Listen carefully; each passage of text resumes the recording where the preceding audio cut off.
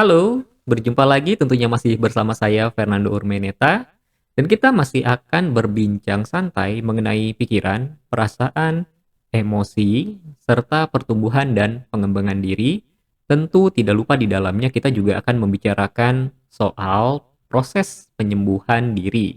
Nah, penyembuhan di sini kita batasi dalam aspek mental emosional ya, teman-teman, karena ya saya bukan praktisi kesehatan fisik atau medis. Nah, maka ya kita membatasinya hanya dalam kesehatan mental dan emosional. Nah, hari ini kita akan mengangkat satu tema yang sangat dekat dengan kehidupan masyarakat, yaitu mengapa luka lama masih bisa terasa sakit.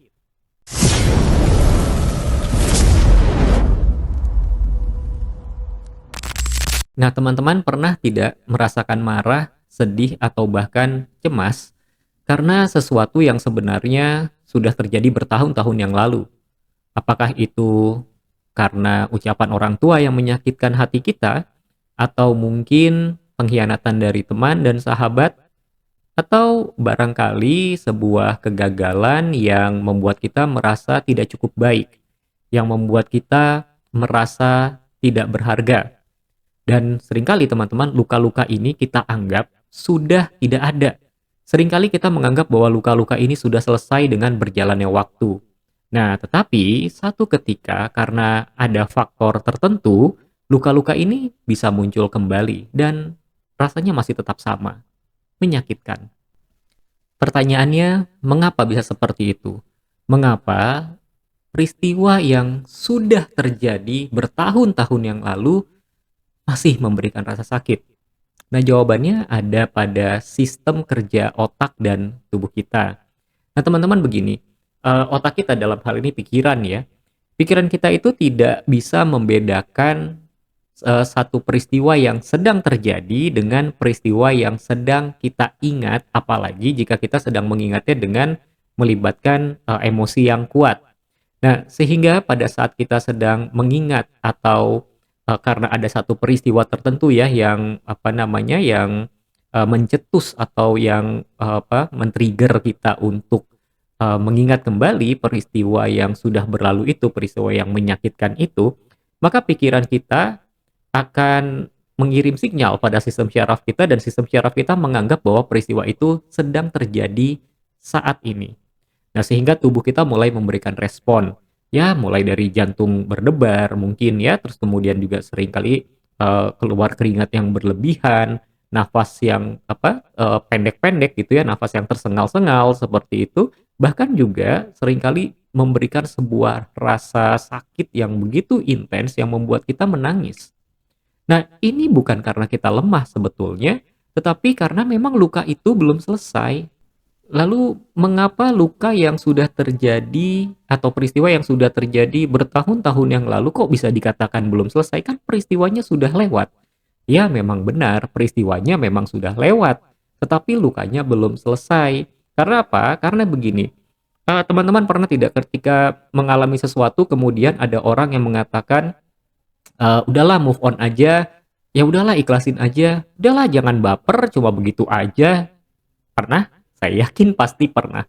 Nah, justru karena kata-kata ini yang membuat kita tanda kutip ya, gagal move on dan membuat luka itu tersimpan di sistem memori emosi kita dan apa namanya, secara otomatis tubuh kita juga akan merespon dan mengubah cara kita memandang dunia, bahkan cara kita memandang diri kita sendiri.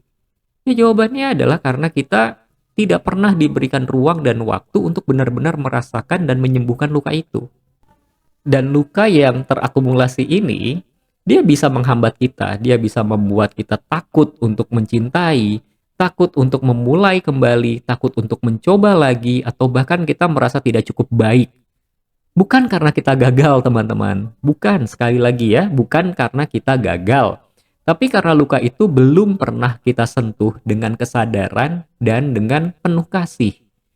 Tapi begini, kabar baiknya, sama seperti kalau kita mengalami luka fisik, dia akan sembuh, oke, dengan berjalannya waktu karena memang ada mekanisme yang seperti itu. Dan kita juga bisa mempercepat penyembuhannya dengan memberikan, ya katakanlah misalnya antiseptik, begitu ya.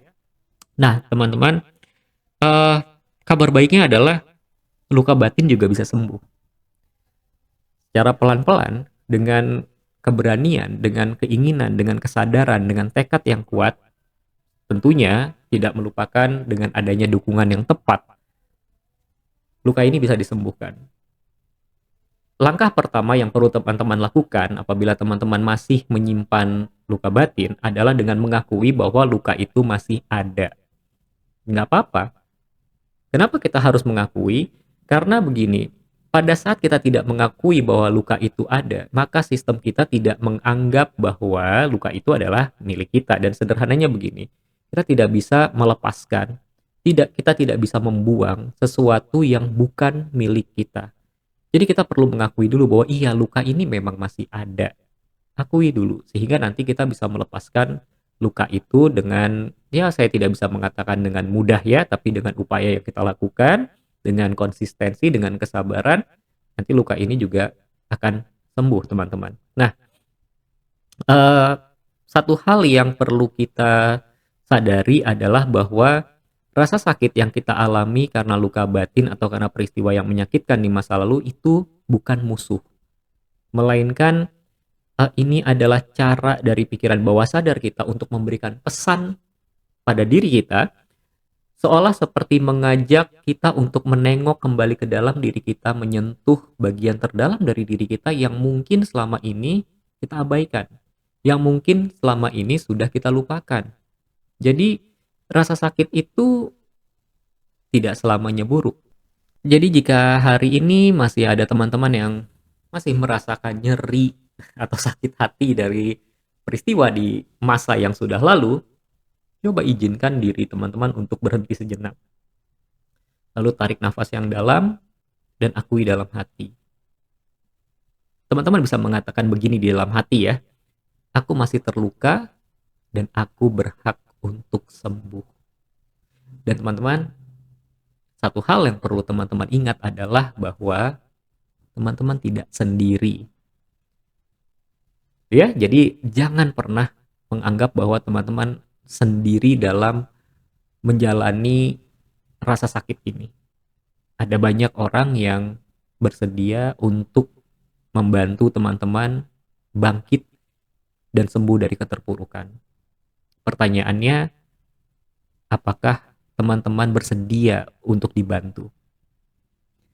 Dan terima kasih sudah mendengarkan. Dan jika materi ini atau episode ini dirasa berarti buat teman-teman, jangan pernah ragu untuk membagikannya kepada orang-orang yang sedang membutuhkan, ya orang-orang yang teman-teman sayangi, dan sampai jumpa di pembicaraan kita yang berikutnya. Tetap jaga diri baik-baik dan izinkan hatimu untuk pulih secara perlahan tapi pasti.